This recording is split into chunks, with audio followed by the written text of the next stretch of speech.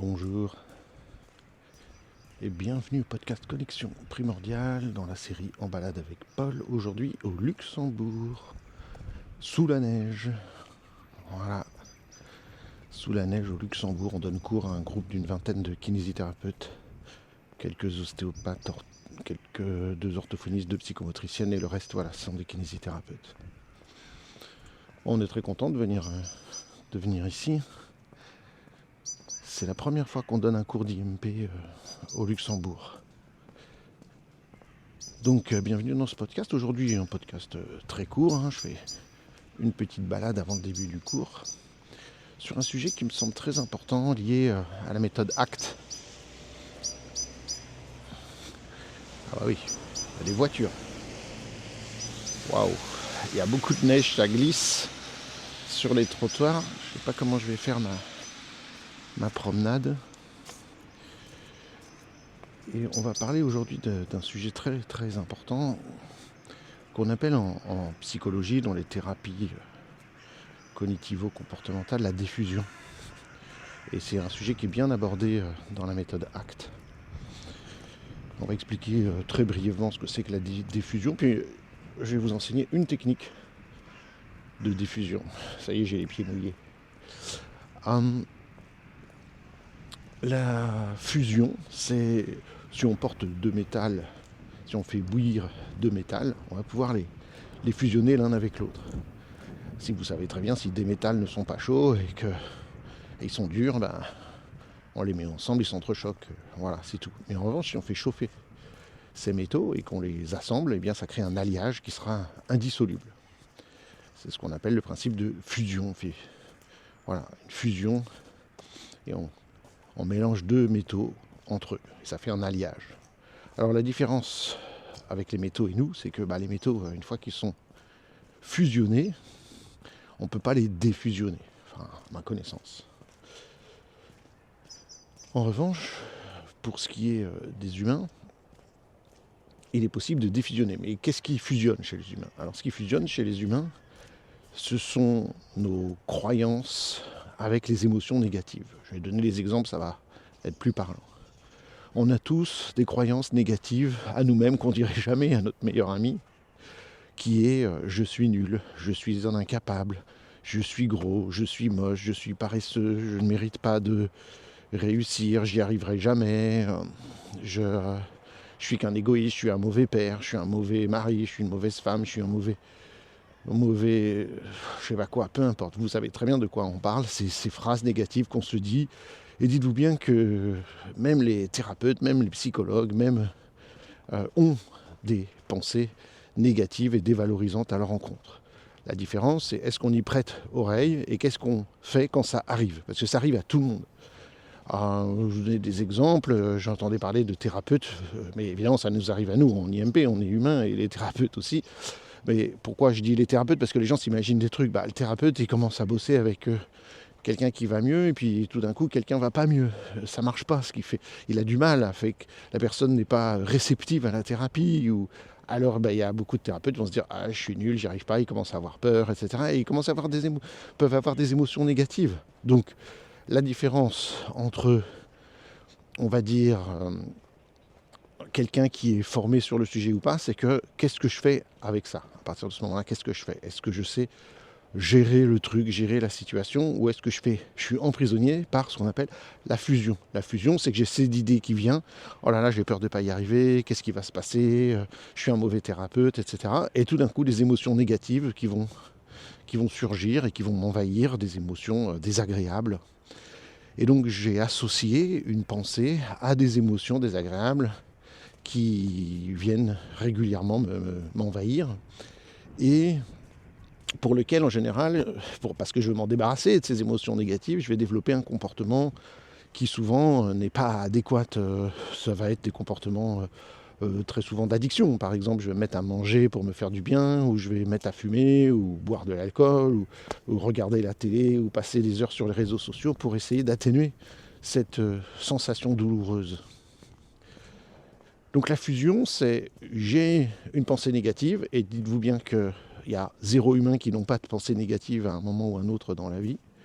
Mais cette pensée négative, j'y crois, je fusionne avec elle émotionnellement, ça génère une émotion négative, et souvent cette émotion négative va générer un comportement d'évitement de cette émotion négative, qui est souvent un comportement, on va dire, délétère. Et puis bien sûr, on crée comme ça des cercles vicieux. Euh, voilà. Alors, l'idée très commune aux thérapies cognitivo-comportementales, c'est de créer de la diffusion. C'est de freiner l'assimilation entre la pensée et l'émotion négative, évidemment. Ce qui nous fait sortir du cercle vicieux et qui nous évite d'avoir un comportement destructeur à notre égard. Alors, je vais vous enseigner une très simple technique. Alors, les techniques de diffusion, comme ça, en psychologie, je marche dans la neige, je vois mes pieds qui marquent dans la neige. Les techniques de diffusion, au départ, quand on entend parler, ça a l'air si simple qu'on se dit, c'est pas possible. Moi, je ressens des émotions très négatives, très douloureuses. Ça peut pas être si simple. Et on n'ose pas les utiliser, on les utilise pas. Et c'est logique parce que on a déjà essayé plein de trucs pour aller mieux. On a essayé des trucs qui nous semblent parfois compliqués, on a essayé des procédures d'évitement, on a essayé différents comportements, parfois même on a essayé différentes thérapies ou techniques de développement personnel ou techniques autres, et puis on se dit, ces trucs-là, ça n'a pas marché, je vois pas pourquoi ces simples petites techniques soi-disant de diffusion peuvent marcher. Mais là, on va faire l'expérience. Choisissez une pensée avec laquelle vous avez tendance, vous, justement à vous identifier, et qui est une pensée que vous avez négative à votre égard. Et je pense tout simplement à, voilà, est-ce que vous êtes plutôt du genre, je suis nul, j'y arriverai jamais, ou je suis gros, ou je suis paresseux, ou je mérite pas d'être aimé, ou... Moi, je sais que quand j'étais gamin, vu que j'y arrivais pas à l'école malgré mes efforts, j'y arrivais pas, je disais toujours je suis nul, j'y arriverai jamais, je suis nul. Et évidemment, les profs me le rendaient bien. T'es nul, t'es un incapable, t'as zéro. Vous savez que même à l'époque, je sais pas si ça existe encore, mais à l'époque, ça existait parfois d'avoir des notes négatives. Par exemple, dans une dictée, admettons que c'était 1 point par faute, vous faisiez 20 fautes, vous aviez 0, c'est noté sur 20. Mais si vous faisiez 30 fautes, vous aviez moins 10. Voilà. Ça, c'est quelque chose qui a existé. Alors, c'est ce que je dis. Maintenant, je disais pas ça à l'époque, mais j'étais non seulement nul, mais j'étais sous-nul. Voilà. Nul, ça veut dire 0. J'étais en dessous du 0. Donc j'étais sous-nul. Et donc, voilà, j'ai eu souvent ces pensées-là. C'est plus quelque chose avec lequel je me bats de penser je suis nul depuis longtemps, mais c'est une pensée que j'avais gamin. Donc admettons que ce soit votre pensée, mais vous, peut-être, votre, entre guillemets, problématique, c'est je suis gros, ou je suis paresseux, ou je suis bête, ou... on a plein de pensées comme ça. Donc choisissez-en une, en général on n'a que l'embarras du choix, avec lequel vous avez tendance justement à vous identifier. Et puis pensez-y pendant quelques secondes. Évidemment, il ne s'agit pas de se torturer ni quoi que ce soit, mais on a déjà tendance à le faire. Donc voilà, pensez un instant, évoquez cette pensée, je suis nul, je suis gros, je suis paresseux, j'y arriverai jamais ou quoi. Qu'est-ce que ça génère dans mon corps? Qu'est-ce que ça vous fait ressentir comme sensation corporelle, comme pensée?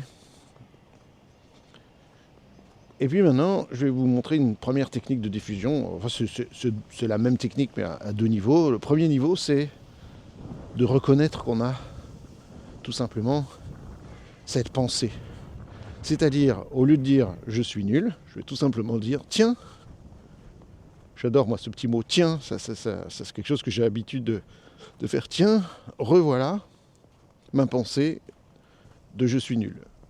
Tiens, revoilà ma pensée je suis un incapable. Tiens, voilà ma pensée, je suis gros. Tiens, voilà cette fameuse pensée. Donc, redites ce que vous venez de vous dire, mais cette fois-ci en disant, tiens, revoilà ma pensée, cette fameuse pensée que je connais bien.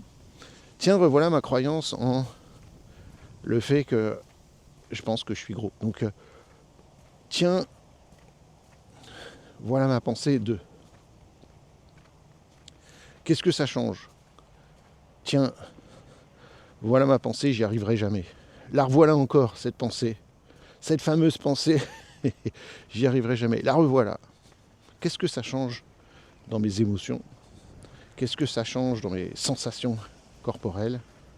Vous comprenez bien que c'est une certaine dissociation. C'est plus je suis nul, mais tiens, voilà ma pensée de je suis nul. Donc en quelque sorte, en psychologie, on dit qu'on se met dans une position méta, une position au-dessus du truc. Et donc c'est une certaine forme de distanciation. Deuxième niveau, il n'y en a que deux, ça va être très simple, c'est tout simplement de rajouter le mot j'observe. J'observe que j'ai ma pensée, je suis nul. Tiens, je suis en train d'observer, alors là le tien n'est plus tout à fait bien placé, mais c'est j'observe ma pensée d'incompétence, j'observe ma pensée de je suis nul, j'observe ma pensée de critique intérieure.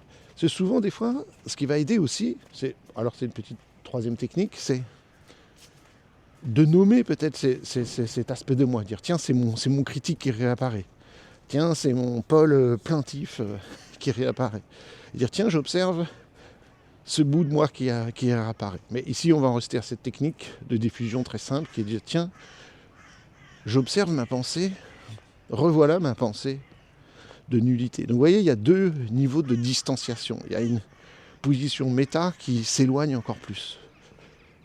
Je suis nul. Tiens, voilà ma pensée, je suis nul. Tiens, j'observe ma pensée que je suis nul. Et c'est tout. On ne demande pas plus que ça. La technique, c'est simplement ça. Et on observe la différence de qu'est-ce qui se passe dans mon corps, qu'est-ce qui se passe dans mes émotions. Vous comprenez que si dans ma vie, il y a eu, alors là j'ai pas les chiffres en tête, mais j'ai déjà lu ce genre d'études dont on parle beaucoup en psychologie positive, etc., c'est qu'on a tous des pensées, on va dire, encourageantes et des pensées décourageantes. On a tous des pensées que les gens appellent plutôt positives et des pensées négatives à notre égard. Tout le monde a des pensées négatives. Comme je viens de le dire, ça dépend. Ce qui fait la différence entre quelqu'un qui va être affecté et qui va souffrir de ça, c'est comment je réagis à ces pensées négatives. Mais tout le monde à ce moment se dit à un moment donné, j'y arriverai pas, je suis gros, je suis pas assez bon, etc., etc. C'est qu'est-ce que je fais avec ça, comment je réagis avec ça. Et donc la première chose, c'est de se rendre compte que de toute façon, ces pensées, je ne peux pas les empêcher. Et le piège, un des pièges qu'il y a dans la vie, c'est si on veut s'empêcher d'avoir des pensées. À ce moment-là, les pensées, elles vont frapper de plus en plus fort pour dire hey, toc, toc, toc, ouvre-moi la porte. Tu me reconnais pas, tu m'acceptes pas. Donc j'insiste. Alors j'ai beau me dire tiens, je vais me détourner l'attention parce que je veux pas avoir cette pensée. Et surtout, c'est pas tellement la pensée, c'est les émotions négatives et les douleurs et le nœud à l'estomac et l'angoisse que ça génère. Donc on ne veut pas ressentir de l'angoisse. C'est humain, c'est normal. Donc ce que je veux faire, c'est souvent des techniques, enfin pas des techniques, pardon, des méthodes, des trucs pour éviter ça. Donc admettons, je dis tiens, là, je vais regarder la télé. Effectivement, pendant que je regarde la télé, mon attention est détournée et je ne pense plus à mes soucis. Je regarde une série prenante. Mais malheureusement, je n'ai fait que mettre en suspension le truc parce que la série va bien s'arrêter à un moment donné et je vais me retrouver avec les mêmes pensées qu'avant et sans doute un peu plus fort parce que j'ai laissé le truc m'envahir inconsciemment un petit peu et malheureusement, ma pensée sera toujours là, sans doute même un peu plus forte. Alors je vais essayer d'autres choses, je vais pas arriver à dormir à cause de l'angoisse, donc je voudrais prendre des médicaments pour m'endormir ou de l'alcool ou des trucs. Mais malheureusement, ça n'aura rien changé à la situation. Il faut comprendre que notre cerveau, notre système nerveux, notre système sensoriel, il veut notre bien à la base, il veut nous protéger. Donc il dit, tiens là, il y a un danger, il y a une pensée dangereuse. Si moi, je me promène et qu'il y a un vrai danger, une bête sauvage, on est un chasseur-cueilleur à la base, et que je ne tiens pas compte de ce danger, c'est sûr que je vais me faire bouffer. Donc mon corps va me dire la priorité c'est de s'occuper de ce danger. Si tu ne t'occupes pas de ce danger, il n'y a rien d'autre qui va être possible. Parce que tu vas mourir. Et c'est ce que nous fait l'angoisse, c'est ce que nous fait le stress, c'est ce que nous font les peurs.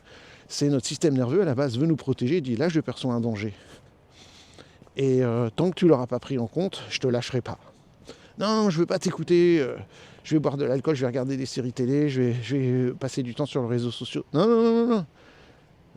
Mon système, on pourrait dire, évidemment c'est mon dada, je vais dire ça, mon système réflexe. Alors Stephen Porges de la TPV, la théorie polyvagale, lui parle de la neuroception, la perception neurologique de recherche du danger. Il y a des cellules dans mes yeux, il y a des cellules dans mes oreilles qui sont toujours à l'affût du danger. Et ce danger, il faut que je reconnaisse, il faut que je le voie, il faut que je l'accueille. Et c'est pourquoi cette méthode, ces techniques dont je vous parle viennent d'une méthode qui s'appelle ACT, ça se lit ACT, ça veut dire Acceptance and Commitment Therapy, ça veut dire thérapie d'acceptation et d'engagement. Alors, entendons-nous bien, hein, il ne va pas s'agir simplement de recueillir la pensée négative et puis de s'en nourrir et puis de dire voilà j'accueille, j'accueille, j'accueille. Oui, c'est quelque chose qu'on va faire, je reconnais que j'ai ça, que j'ai cette pensée, que j'ai cette douleur, que j'ai ce stress, que j'ai cette angoisse. Et je lui fais de la place, je fais de la place à observer ce qui se passe. On va ensuite faire une action. Alors là, je m'étends un peu plus que ce que j'avais prévu de parler, mais l'idée c'est qu'ensuite on va agir. On va agir. Et ce sera toujours de se poser la question, maintenant je vais agir, maintenant que j'ai pris conscience de ça, j'agis comment ? En allant dans le sens de mes valeurs, pour m'approcher d'une vie que je souhaite et donc de mes valeurs, ou en m'éloignant de mes valeurs et en m'éloignant de la vie que je souhaite. Donc est-ce que, et là je ne peux pas répondre pour vous, est-ce que boire de l'alcool, passer des heures par jour à regarder des séries télé, prendre des médicaments, fait partie des valeurs que j'ai et que je veux développer dans ma vie ? Et si la réponse est non, qu'est-ce que je peux faire à la place ? Évidemment, là, il nous faut le thérapeute compétent qui va nous aider à mettre en place des techniques de diffusion, qui va nous aider à mettre en place des stratégies. Des exemples très simples, hein, dans la méthode ACT, on dit des choses du genre faire plus confiance à son corps qu'à ses pensées. Donc c'est un exemple que j'ai déjà donné. On a tous tendance, on rentre chez soi, on a eu un stress au boulot, on a passé une mauvaise journée où il y a eu des événements désagréables, ou tout simplement on est fatigué de la journée de boulot et des embouteillages pour rentrer chez soi, faire les courses, chercher les gamins à l'école, ceci, cela. Et donc on n'a qu'un seul désir, c'est de rentrer et évidemment de s'écrouler dans son canapé, allumer la télé, attraper le premier truc qui nous apporte beaucoup de bien-être au niveau nourriture, donc des choses qui sont très caloriques ou très grasses et qui apportent un flash très rapide de plaisir. Et donc évidemment on a envie de faire ça. Et c'est logique parce qu'on veut atténuer la sensation douloureuse. Mais c'est mon esprit qui va me dire, mon esprit qui est fatigué, et dire j'en peux plus, et il faut. Aux États-Unis, il dirait il me faut mon litre de glace et je vais bouffer ma glace en regardant la télé, ou mes pop-corn, ou mes biscuits. Et puis je vais essayer de noyer ma douleur, mon chagrin, ma fatigue avec tout ça pour aller mieux. Et puis des fois on se dit même inconsciemment, quand j'irai retrouver l'énergie, que j'irai mieux, j'irai faire une promenade, j'irai faire du sport, j'irai jouer avec les enfants ou quoi que ce soit. Il y a très peu de chances que ça arrive malheureusement.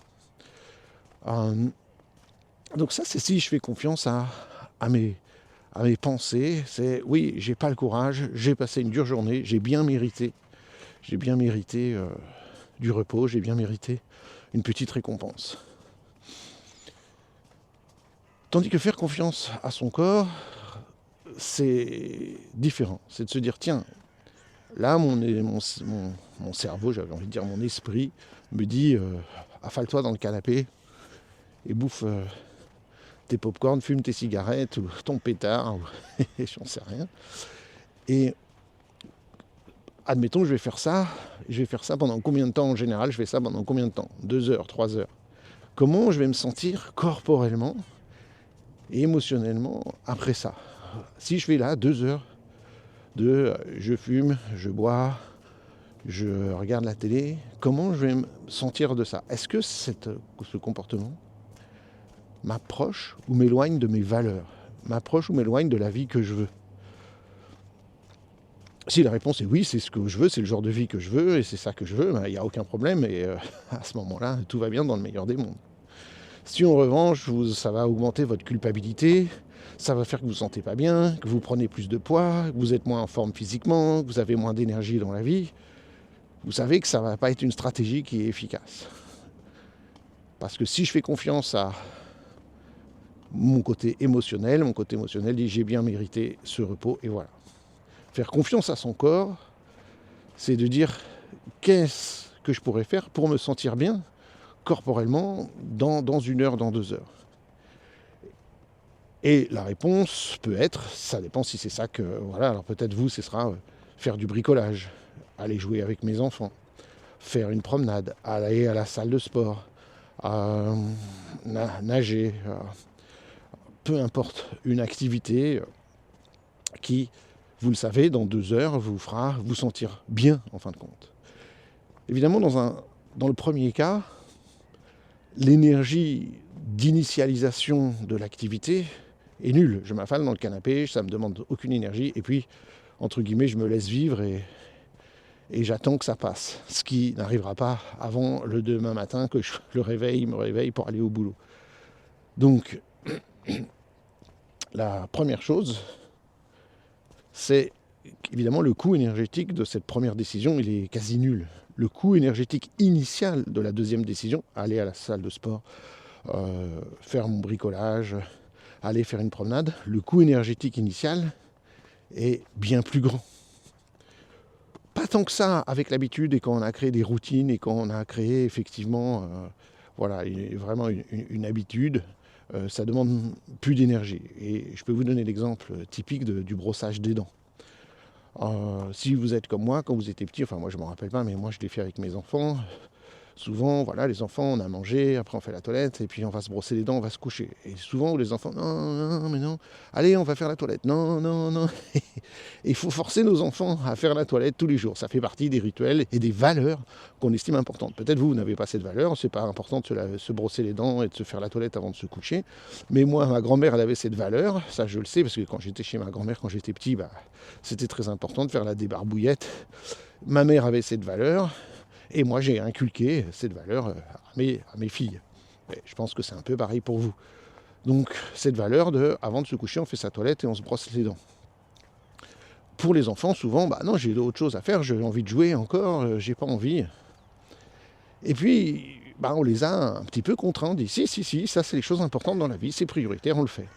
Jusqu'à un point où, devenus adolescents, on espère, et puis adultes, eh bien ça devient pour eux aussi, non plus, ça devient une valeur, mais acquise automatiquement, qui est devenue une habitude en fait. C'est comme ça qu'on fait, voilà. Et vous, je suis sûr que ça vous est arrivé de rentrer peut-être d'une soirée, où justement là, c'était les fêtes du Nouvel An, etc. Puis vous allez vous coucher tard, mais vous ne pouvez pas dormir bien si vous n'avez pas fait un minimum de toilette et un brossage de dents. Et si vous n'avez pas fait ça, vous n'allez pas bien dormir. Ça vous est sans doute arrivé, si vous êtes comme moi, que des fois, vous dites « Ah non, je vais m'écrouler ». Vous écroulez dans le lit et vous ne vous sentez pas bien si vous n'avez pas fait le petit rituel des barbouillettes et de brossage de dents. Et donc à ce moment-là, vous voyez que ça ne demande pas d'énergie. Et au contraire, je n'aurai pas ce qu'il faut comme énergie, ou je n'aurai pas de détente, ou je n'aurai pas de bien-être, tant que je n'ai pas fait cette chose qui, et vous le savez, c'est une valeur, c'est bon pour nous. C'est bon pour nous, pour la santé, de se faire la toilette le soir et de se brosser les dents. Et donc voilà, on a choisi ça. Peut-être que, j'en sais rien, peut-être que dans 10 ans, ces experts diront que c'était mauvais de se brosser les dents le soir et de faire la toilette le soir pour le système immunitaire. J'en sais rien. Mais moi, j'ai toujours cette croyance, en tout cas, et cette valeur que j'ai le soir, petite toilette minimale. Les femmes font, et je pense que c'est indispensable, le démaquillage si elles se sont démaquillées, et puis on ne dort pas avec le maquillage sur le visage, et puis on se brosse les dents. Donc vous voyez, c'est devenu une routine, c'est devenu une habitude qui demande finalement plus d'énergie, parce que c'est comme ça. Eh bien, c'est exactement ce qui va se passer avec des stratégies qu'on va mettre en place face à des pensées ou des choses douloureuses. Donc pour revenir là où j'en étais, je suis nul, je suis un incapable, j'ai des émotions négatives, j'ai bien mérité ça, ça me fait effectivement une angoisse, un stress, paf, je me laisse aller à faire les choses pour avoir un bien-être immédiat. une récompense immédiate. C'est très facile de nos jours. J'ouvre le frigo, je sors un paquet de glace ou je sais pas quoi, j'ouvre une tablette de chocolat, un paquet de biscuits et je bouffe tout. Si on part à l'idée de non, je vais me maîtriser, c'est parce que j'ai pas de volonté et tout, ça n'existe pas. Malheureusement, la science nous dit que c'est quasiment impossible, surtout le soir, parce qu'on a une certaine dose de volonté dans la journée, de détermination, mais quand la fatigue arrive, ça marche plus, chez personne. Donc oui, je peux très bien résister au paquet de biscuits à certains moments de la journée, et si je suis bien reposé, mais le soir après le boulot, c'est quasiment mission impossible pour tout le monde. C'est le principe du supermarché qui nous a mis tout du long, des produits qu'on ne veut pas, qui ne sont pas sur une liste de courses, et on voit des pubs et on voit des tables et des machins qui sont mises, et même des fois des gens qui nous invitent à goûter tel ou tel truc, et puis il y a plein de produits, et puis on arrive, on résiste, et puis on arrive à faire la queue à la fin, à la caisse, et là on se détend, c'est bien, j'ai résisté, j'ai pas acheté des tas de trucs qui n'étaient pas prévus, mais il reste ces derniers trucs où on va craquer, et c'est fait exprès, c'est étudié scientifiquement, c'est la neuro-marketing, ils appellent ça. Et là, au dernier moment, tu vas prendre le paquet de chewing-gum, tu vas prendre les trucs qui sont là, et c'est encore pire parce qu'ils le font exprès pour les enfants. C'est qu'on a dit non aux enfants tout du long, et puis à la fin, il y a ces bonbons qui sont là, auprès de la caisse, et là, on ne peut plus résister. On dit aux enfants, on a dit non, et là, paf, on met le truc. C'est très facile, c'est un petit prix, c'est un geste qu'on a même à peine à faire, c'est juste là, paf, on pose le truc, on fait un déplacement de 10 cm et paf, c'est sur le tapis de caisse. Et c'est parti, ce sera bouffé à la maison, sur le chemin du retour et tout, on a craqué. C'est comme ça qu'on fonctionne, c'est normal et il n'y a aucune culpabilité à avoir avec ça. D'une part, c'est notre fonctionnement naturel et d'autre part, on est face à nous des industriels du marketing qui font ce qu'on appelle du neuromarketing, qui étudie les comportements humains pour nous faire du mal, pour nous retourner contre nous, pour utiliser nos instincts pour faire du pognon, en fin de compte. Donc vous pouvez vous mettre en colère ou ce que vous voulez. Ce que je veux ici, c'est donner cette métaphore. Donc retenons juste la première idée d'aujourd'hui, il ne s'agit pas de faire une thérapie, je ne suis pas thérapeute, je ne suis pas habilité à vous guider si vous avez des angoisses, des stress, etc. Je vous partage juste des choses que je trouve utiles pour moi et que je trouve aussi utiles parfois à partager à des clients sans me prendre pour un thérapeute, mais si je vois que des petites idées comme ça peuvent aider ou que les gens ont besoin de plus, je les oriente vers un thérapeute dûment formé pour ça. Mais parfois, des petites techniques de diffusion peuvent aider. C'est toujours cet exemple que je donne, que si vous êtes, quel que soit votre métier, vous faites du yoga et vous connaissez des mouvements qui font du bien pour ci ou ça, et puis que quelqu'un que vous voyez, que ce soit dans la famille ou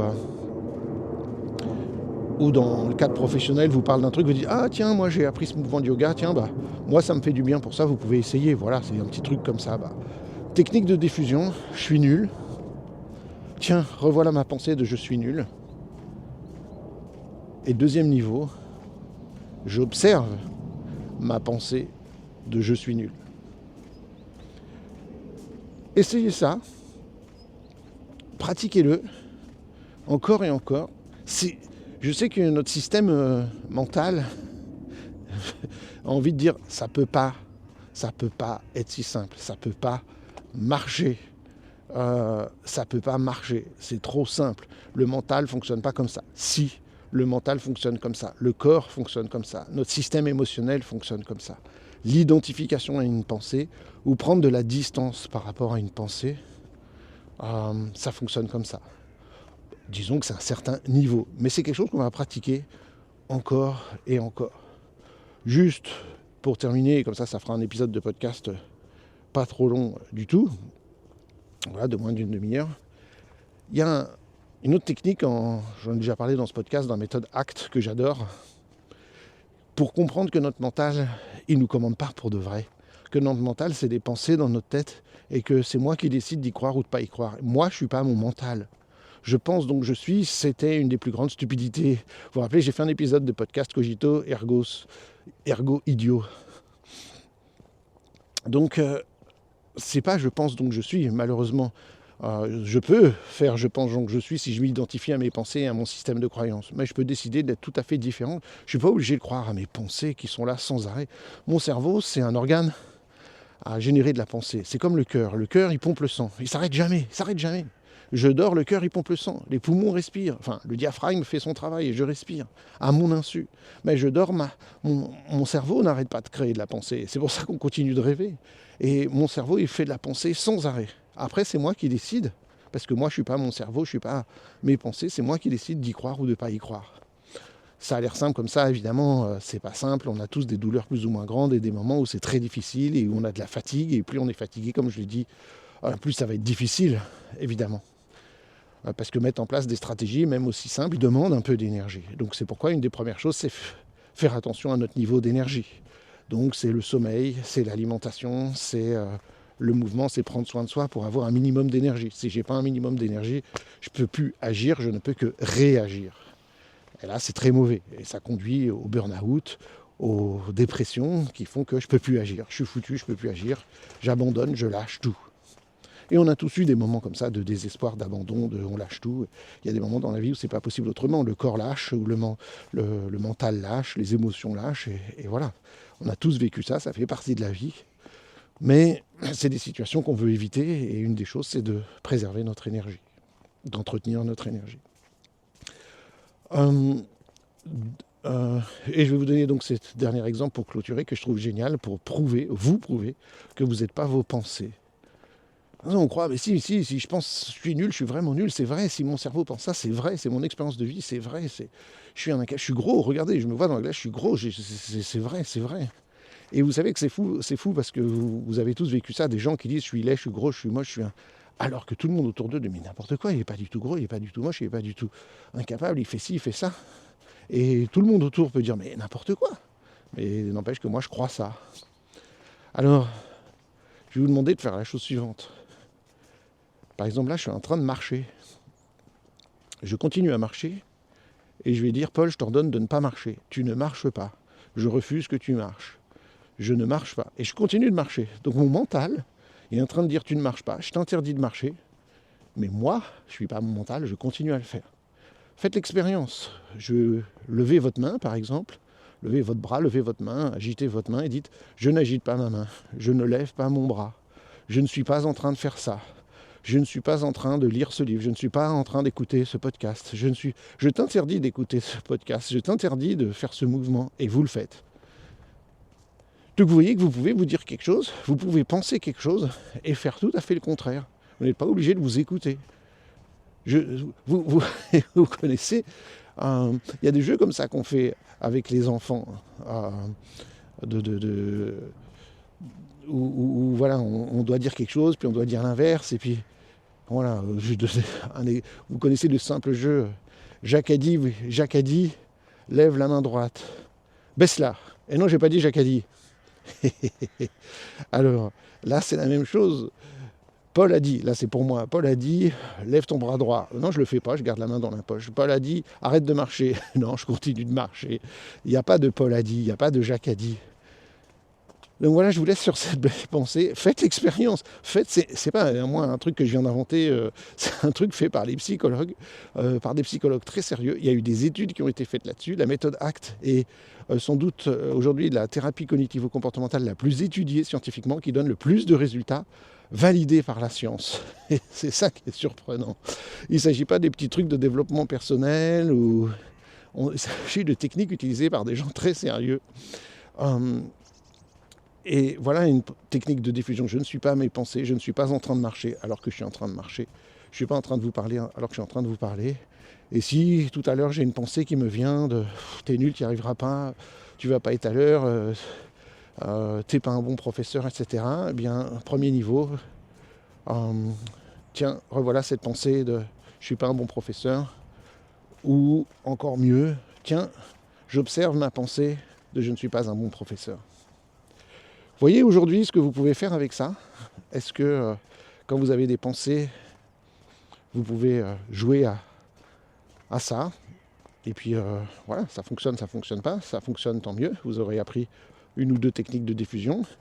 Et si ça ne fonctionne pas, il en existe des tonnes d'autres techniques de diffusion. Toutes ne fonctionnent pas pour tout le monde, bien entendu. Il faut expérimenter et voir celles qui fonctionnent bien pour nous. Je n'ai pas dit que ça va régler tous les problèmes dans notre vie, mais c'est déjà une première chose qui nous permet de nous distancier de certaines pensées qui génèrent des émotions négatives et parfois des comportements autodestructeurs. Je vous souhaite une très belle journée. Moi, je continue à marcher sous la neige. J'ai fait 3 fois le tour du petit parc où on est là. Et je vois mes empreintes dans la neige. Je remarche sur mes pas dans la neige. Et il y a des tout petits flocons de neige. Donc c'était Paul au podcast Connexion Primordiale au Luxembourg. Bonne journée à toutes et à tous.